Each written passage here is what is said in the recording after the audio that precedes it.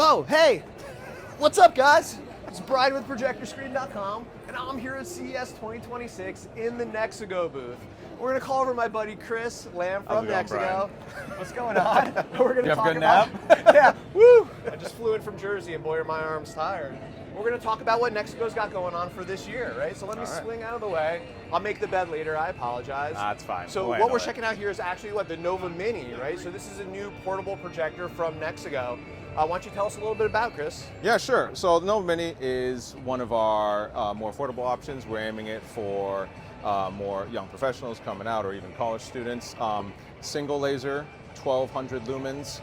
We've imported a lot of features from the Aurora Pro MKIII, like the Scene Adapt engine into here, but again, we're designed for portability. So you can see you've got a gimbal, you can angle it up if you want to do some ceiling watching. A lot of people like to do that, you know, when they're laying down in bed. And we wanted to get a good image as much as we can out of a small form factor. Cool. So, you know, I'm familiar with other projectors of this size and form factor. Generally, they're putting out like 500 lumens, maybe a little bit less. You guys at 1200 lumens, you're kicking out well over twice the horsepower of what some of these other guys are, still while maintaining that form factor, right? Yep. What's your magic? Or you're not going to tell us?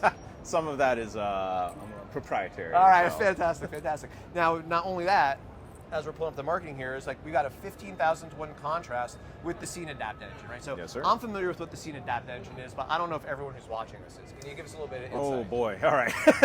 This part you might have to cut out a bit as I stumble over my words, all right?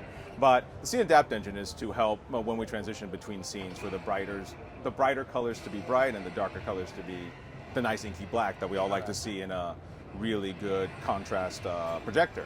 So for our Scene Adapt engine, it's supposed to take that information that it knows is coming up and quickly adapt it as fast as possible when we switch from the really dark to the really brights. Gotcha. All right, fantastic. So that aids in the perception of the it doesn't necessarily increase the contrast ratio, but it aids in the perception of it, right? Exactly. So native contrast is still, knowing NexiGo, probably best in class for what the projector form factor is. Kind of you to say. Right, yeah, absolutely. All right, fantastic. And it's got a Google operating system in here, or is it Android? Yes, right. Google TV. Google. So all of your streaming apps are built in, right? So no need for dongles or anything else. You've got a thing that's ready to roll, low power consumption, I would assume. Yeah, we've tested with a few things to try and bring as much as possible low. I don't remember the exact numbers off the top of my head. I'll send that to you later. Will it work off of a portable battery pack? Yes, we've tested with a few battery packs, Anchor, Jackery, all the nice ones. So yeah, we really like the portability aspect and the power consumption. Right. So it's running off of USB-C power, right? So the point is, like, you have a portable battery pack, you can plug this thing in. It does come with an optional gimbal, so if you do want to be able to have the versatility of angling it, you've got everything that you need right there. Yeah, it comes built in with a really small stand if you want to angle up and down, but the gimbal really helps with going all the way up if you want some ceiling shots, or just if your room's a little bit, you know, uniquely shaped. Cool. And I am going to point out in the video, this is crazy bright. You do see black walls, but if Zach points the camera like out here, I mean, this room's still getting flooded with like a tremendous amount of light, right? And then the other thing, that dongle that you see in here right now, that's just for the show, for demo content. There's no way you're getting a valid Wi-Fi signal that's going to be good enough and be stable. So you don't need to have that dongle blanket out there. All right, cool. So let's leave the bedroom. Let's go to the kitchen, living room. Where are we going? Living room is a better way. We'll go to the living room. This here is a new demo for a couple things. Number one being our Aurora Pro MKIII, where we've got in this cabinet here, which we're calling the Eclipse Laser TV cabinet. And then behind that's the 120-inch fluorescing ALR screen that we're bundling all this together to kind of provide an all-in-one entertainment system. Cool. So I don't know if you guys picked up on it, but there's something a little bit interesting about this screen right here, right? It's not showing in 16:9 aspect ratio. No, we've gone for CinemaScope here. All right, so cool. So for those of you who are not aware of what it is generally speaking, like your TV aspect ratio or your standard projector aspect ratio is going to be 16:9, right? Yes, sir. When you are watching CinemaScope content, generally like cinema movies or whatever, you're going to see the black bars on the top and the bottom, right? Those are called letterboxes. And projectors can't produce black. So oftentimes what you're seeing there is the material itself, right? And whatever light is in the room, you're going to see the material reflecting that light. What NexiGo has done right here is they're actually using a motorized screen, so they're able to not fully raise the screen to alter the shape of the screen. And they're filling what is visible of the screen of the CinemaScope projected images, and the letterboxing is just being blasted in a non-reflective area, so it appears that we have a CinemaScope. Exactly. CinemaScope setup, even though it's not natively in CinemaScope. Yeah, you nailed it. That Did I was do a perfect. good job? That Thank was you. perfect. I'm just learning. Awesome. Cool. So this is the Mark III. The Mark II was released about a year or so ago. Roughly, yes. NexiGo, top leading class contrast, dynamic iris, the scene adapt that we talked about, and the other thing, the scene adapt engine. It's only getting better with this. And with this, there's some additional new features that we're going to talk about as well, aside from the enhanced brightness, right? Did we talk about potential? Yes. I don't want to say what the number is unless if I'm not allowed to. Well, we're aiming for 3,000 lumens as our goal, and then we want to keep the contrast ratio the same or better. We're going to work on making it better, obviously.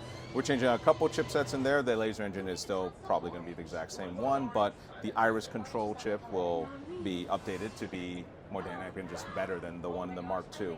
That isn't to say we're not supporting the Mark II anymore. This virtual mapping feature will be ported to the Mark II when it's ready to go. Awesome. So what I really want to show with the room is but this is pretty emulative of a normal living room environment, right? So you have not black walls, you do have a darker ceiling, but we're flooded with light, and you can clearly see anything in the room as you would in your living room, right? So I would say this is representative of a living space. What I want to do is shut the curtain so we can see what it will look like with the lights off, but apparently the remote is missing. So we may come back to this. Yeah, for this show demo, we do have it currently. The firmware is obviously not live. We want to make sure that it's fully stable before we do release it over the air. But this Mark II unit here does have the virtual masking feature that we want to implement because of the Mark III and the improvements we can make there. We're going to show you that, but I'm going to ask Zach to just go stand behind the couch. Don't mind this wonderful gentleman right here who's enjoying the show, but virtual masking. I don't know if you could tell, this is a pretty friggin' big screen here behind me, right? Now we're talking about 150-inch diagonal. This is NexiGo's new Fresnel Screen. This is an ambient light rejecting screen that's high gain. It's a 1.5 gain, which is really going to take, it's going to magnify the brightness coming from your projector by 150%, 1.5 times. What it also is going to be able to do is really deal with a high level of ambient light. Now I'm moving away from this just because the speaker is really loud. So what you have is like a really stellar image, obviously. I just want to make one thing clear about the nature of a Fresnel screen is in order to get that high level of brightness, it's got to concentrate the light energy in a more narrow viewing angle. Right, so this screen is going to be fantastic if you are generally sitting within the width of the screen and at the proper distance away. So think about looking at that screen and you're going to have like a protractor line of the viewing angle there and it's sticking all the way out. And you're going to take your couch and you're going to place it within those lines. And if your couch stays within those lines, you're going to have a bright and generally uniform experience. If you move too close, you're going to fall without the lines. So Fresnel screens are really fantastic for high brightness environments where you also may have ambient light coming in from the side and you don't need a terribly wide viewing angle.